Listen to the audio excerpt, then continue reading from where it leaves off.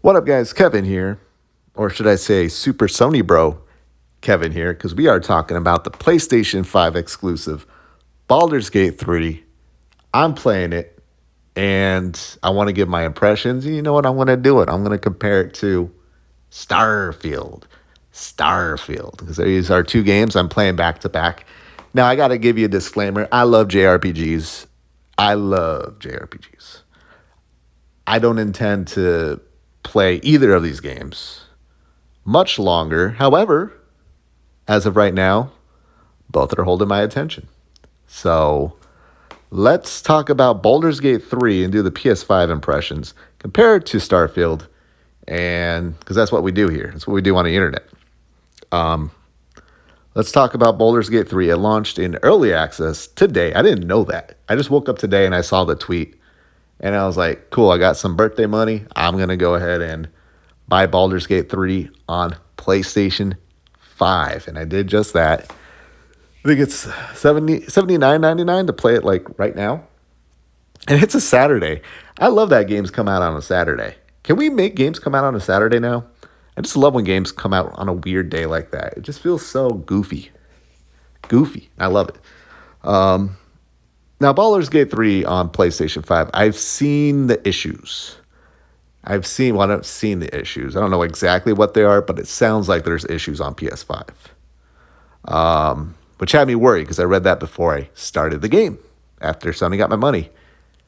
And I'm not saying I don't have any issues. My only issue right now is like twice the game seemed to have froze up on me. I don't know if it was loading. Like I would go enter a battle and it would just we would just stand around. And I couldn't do anything. And then I could. I've only played a couple hours, but yeah, so far so good. Controller wise, I prefer controller. I'm not a mouse and keyboard weirdo. To me, it's just, I revert back to never playing video games when I have to start using mouse and keyboard. I will never understand wanting to use mouse and keyboard. And I think the world is trending that way. You see games like this. This is a CRPG, and it's done beautiful with controller. That radial wheel, don't underestimate the radial wheel. Though, if you want to tell me, no, it's better with a mouse and keyboard for a game like this, I'll believe you. But I think with the controller, it works great.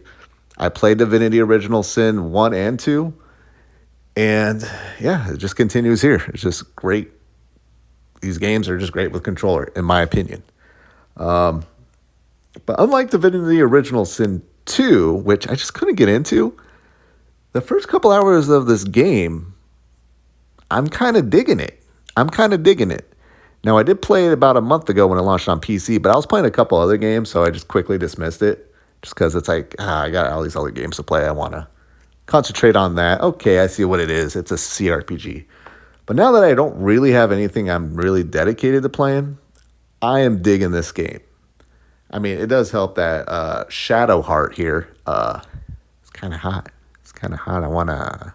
I heard there's a lot of sex in this game. So, yep, I'm going to get down with her, and hopefully she doesn't turn into a bear, because I'm not a furry.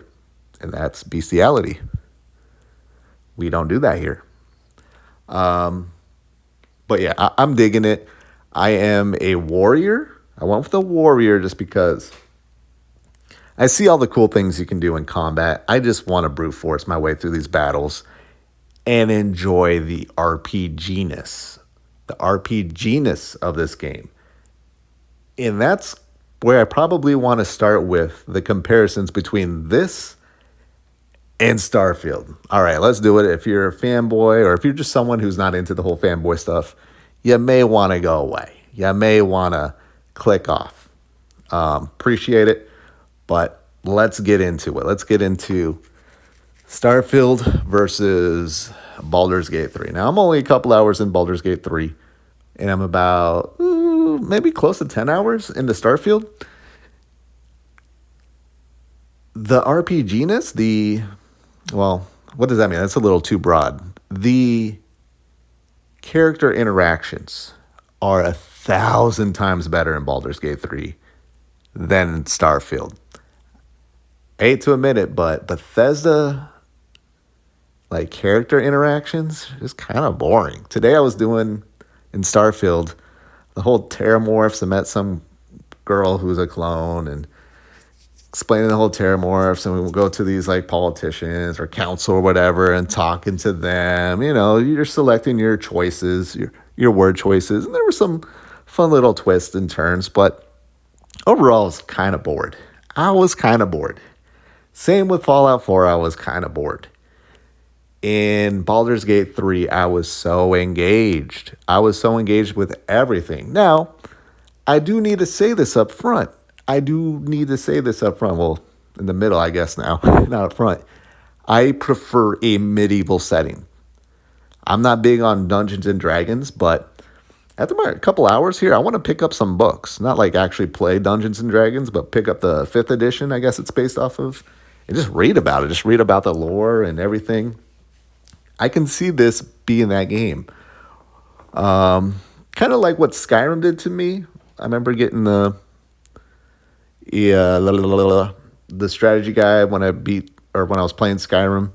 Not that I needed it, but I just wanted to read about the world. And ironically enough, Starfield, I don't really care too much about the characters and the character interactions. And I think a lot of it has to do with the facial animations. It's just still not there for me. So it's hard for me to really get immersed. But yeah, so it's a big, huge win for Baldur's Gate 3. Just not only the setting, but the RPG-ness, the choices you can make. And you got to roll the dice. When you get that dice roll and it's like, oh man, I need a 10 and I got an 8, but my little extra +3 or whatever gets me above for a success. And it's just so engaging. It's just so much more engaging than Starfield.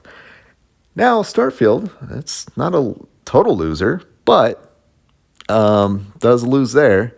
However, the combat is 1,000 times more engaging in Starfield. Now, there's some cool stuff you can do in Baldur's Gate 3, but that stuff kind of reminds me of Tears of the Kingdom. Remember playing Tears of the Kingdom for a little bit?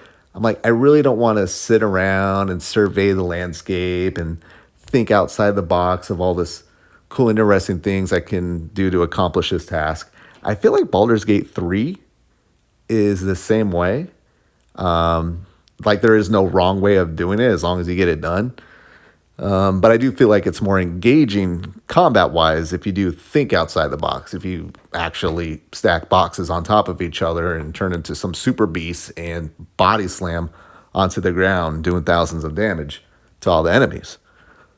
That seems cool. Am I ever going to do that? Maybe I'll try, but I don't know. I'm probably just going to brute force. That's why I went with the warrior.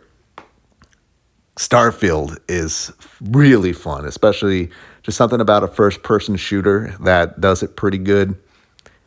Yeah, it is so engaging. And the loot, I would say the loot is also a huge winner in Starfield over Baldur's Gate 3. Actually, I take that back. I'll call it a tie right now. But so far, the loot I've gotten in Starfield way more engaging than just random stuff in Baldur's Gate 3. Though I just started, I got a witch hat that, that moist my pussy a little bit. But other than that, it's like, okay, just a bunch of random junk. But I haven't got over encumbered yet in Baldur's Gate 3. I don't know if that's a thing, but in Starfield, that's happened quite a bit. It's annoying. I know there's some ways to turn it off on PC, but hey. So that's just basically the two. I think the combat is more engaging in Starfield, and I think the RPG-ness, the role-playing is leagues better in Baldur's Gate 3. So where do I stand? Tomorrow's a new day. I still got 2 more days off. What am I going to play? I'm probably going to play a JRPG, to be honest. I prefer JRPGs. But no, when I wake up tomorrow, I might be feeling a little bit more Baldur's Gate 3.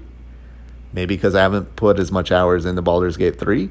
in yet as I have in Starfield, but the setting and the characters are better in Baldur's Gate 3. They just are. I haven't spent too much time with them, but already it's just, again, more engaging. So that being said, Baldur's Gate 3, I can see why it is a 96, 97, whatever it is now. I see that. Now, I do hear there's issues as the game goes on.